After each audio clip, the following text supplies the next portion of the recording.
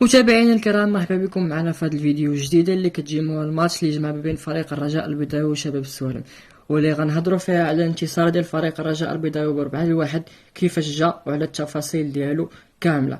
فبحالتي الا كنتي اول مره كتسمع هذا الصوت، ما تنساش تابونا عندنا في لاشين وتاكتيفي النوتيفيكاسيون باش ديما يوصلك الجديد. متنساش انني نرحب جميع المتابعين اللي التحقوا بالعائله الرجاويه ديالنا، وان شاء الله نكونوا ديما عند حسن الظن، ومازال ان شاء الله جايين فيديوهات مزيانين بكل ما يتعلق بفريق الرجاء البيضاوي.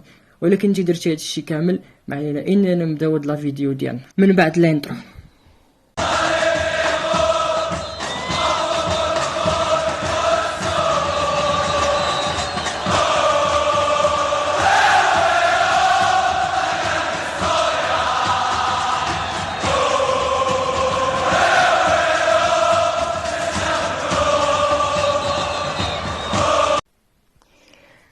الماتش اللي جمع ما بين فريق الرجاء البيضاوي وشباب السوالم، ملعب مركب محمد الخامس، لا بغيت نقول ملعب البشير بالمحمديه، لان داك الجمهور اللي كان البارح كان كيسحب ليا غير بحال لاعبين في دونور.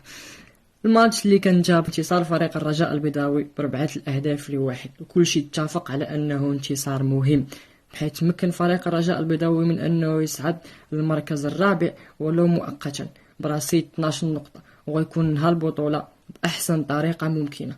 مونديل الكبير اختار ال11 اللي غيدخل بهم على الشكل التالي: غاية مرباح في الشبكة، وكانت حاجة طبيعية نظرا للغياب ديال أنس الزنيتي. في الديفونس الناهري وبن شايك، الهدهودي وحركاس، وفي الميليو أهولو المكعازي وزريدة، وفي الهجوم بوسوق حدراف، ولكن هاد المرة معهم خابة لأول مرة كيدخل في مقابلة رسمية.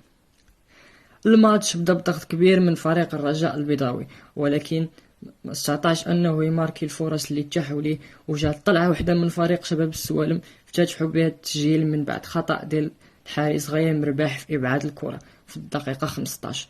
والرجاء كتلقى راسها خاسره ب1-0، ولكن الجمهور ما استسلمش كيما ديما وبقى كيشجع، والفريق حتى هو بقى ضاغط حتى استطاع محمود بن تشايك انه يجيب بيلانتي في الدقيقه 25 اللي ماركاه محمد الناهري، اللي ولا هو الهداف ديال فريق الرجاء البيضاوي. الرجاء باقي ما شبعوش، وبقاو مازال كيقلبوا على الهدف الثاني، الشيء اللي تأتى عن طريق محمد زريدة من بعد ضربة ركنية في الدقيقة 39. وكسالي الشوط الأول بانتصار فريق الرجاء البيضاوي ب2-1 من بعد ما كان خاسر 1-0. الشوط الثاني شباب السوالم دخل محرك، وهذه حاجة طبيعية لأنه كان كيقرب باش أنه يماركي البيت ديال التعادل، ولكن زكريا حدراف غيماركي الهدف الثالث من بعد السونطراج من بوزوك في الدقيقة 60. وأخيرا غنتفرجوا في شي ماتش مرتاحين. فريق شباب السوالم حاول أنه يقلص النتيجة، ولكن فريق الرجاء عرف كيفاش يجري الدقائق ديال المقابلة، والتغييرات اللي دارها المدرب بدخول كل من بولكسوت وبن جديدة عطات النتيجة ديالها، حيث في الدقائق الأخيرة ديال المقابلة تمكن من بنكسوت من أنه يدير واحد الكونتر اتاك مخدوم، وعطى أسيست لبن جديدة اللي خشاها في الشبكة وماركا البيت الرابع. وبالتالي غتكون أول مرة الرجاء قدرت تربح ب4-1 في البطولة الوطنية من بعد 2 و10 شهور، بحيث آخر ماتش كان قبل من كوفيد أمام اتحاد طنجة اللي كان المدرب ديال الفريق جمال سلام. وهكذا سال الماتش بانتشار جديد هو الثالث في الموسم لفريق الرجاء البيضاوي بنتيجة كبيرة ديال 4-1. وتحية كبيرة لفريق شباب السوالم على المقابلة اللي أدى وعلى الكرة اللي لعب. هذا الماتش كانوا فيه مجموعة من النقاط الإيجابيين، بحيث كنلاحظوا انسجام كي تم بين اللاعبين من الماتش الآخر، والخدمة ديال المدرب بدات كتبان، خاصة الكوتشينغ ديالو.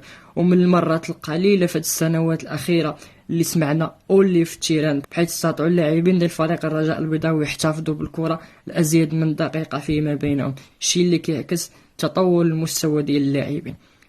الرجاء عنده فرصة كبيرة في توقف ديال البطولة بأنه يعاود يدير معسكر مغلق ويستعد كأنه يلا غيبدا الموسم، ويحصل ديك الانسجام اللي كان كيقلب عليه ما بين اللاعبين، ونحاولوا نبداو الشطر الثاني احسن طريقه ممكنه ونعوضوا ما فاتنا من النقاط باش اننا ننافسوا على اللقب من جديد. اما بالنسبه لاحسن لاعبين في المقابله فالفريق كامل كان متميز، بحيث ما يمكنش تختار شي لاعب على اخر، كلهم قدموا مقابله كبيره وتقاتلوا، والدليل هو ان فريق الرجاء البيضاوي مارك 4 الاهداف في مقابله واحده، الشيء اللي ما بقاش كيشوفوا الجمهور من مده كثيره كما شرنا. اما بالنسبه للأسوأ فما غادي نختار حتى شي لاعب، وان كان ان بزاف ديال الجماهير ضغطات على الحارس غيام رباح من بعد الخطا اللي دار. صحيح هو خطا في كره القدم، ولكن هذا ما كيمنعش ان غيام رباح حارس كبير وتصدى لمجموعه من الكرات في المقابله وحتى في المقابلات اللي فاتوا، وغادي يكون مستقبل ديال فريق الرجاء البيضاوي، خاصه هو انه باقي صغير في السن وكتحس بانه كيتقاتل وكيعطي اللي عنده في كل ماتش. الخلاصه ديال هذه المقابله هي 3 بوان مهمه لفريق الرجاء البيضاوي، مكناته من انه يصعد للمركز الرابع ب 12 نقطه قبل من التوقف البطوله الوطنيه لمشاركه المنتخب الوطني المغربي في المونديال. ولكن واخا البطوله غتوقف وفريق الرجاء البيضاوي ما غيخوض حتى شي مباراه، حنا ما غاديش نوقفوا معكم في القناه، وغيكونوا فيديوهات مزيانين ان شاء الله على الجمهور ديال فريق الرجاء البيضاوي وحتى على شيء من التاريخ الكبير ديال النادي ديالنا اللي غنحاولوا نوصلوه لكم بطريقه مزيانه ان شاء الله. هنا غنكونوا قلنا كل شيء في هذا الفيديو، ونتمنى نتلاقاكم في فيديوهات اخرين ان شاء الله.